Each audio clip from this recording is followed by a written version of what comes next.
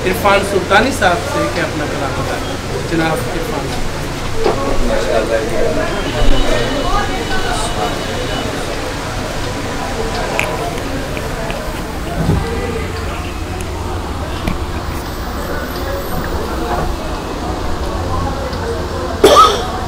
किस वक्त का तसलसल ठहरा है करबला में, किस वक्त का तसलसल ठहरा है करबला में, सरकार का घराना आया है करबला में। झुक झुक के आसमां भी हैरत से देखता है, झुक झुक के आसमां भी हैरत से देखता है, क्या हक परस्त लश्कर उतरा है करबला में। ऐसी रियासतें हैं, ऐसी आबादतें हैं, ऐसी रियासतें हैं, ऐसी आबादतें हैं, अहले यकीन के दिल का काबा है करबला में।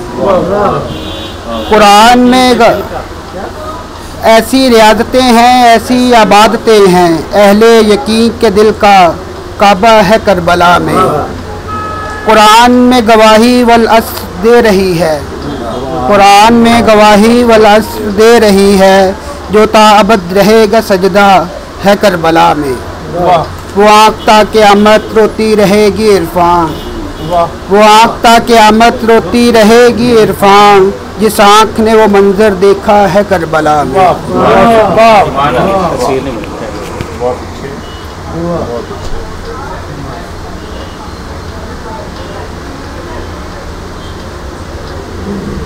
सारे किले पर लगना कर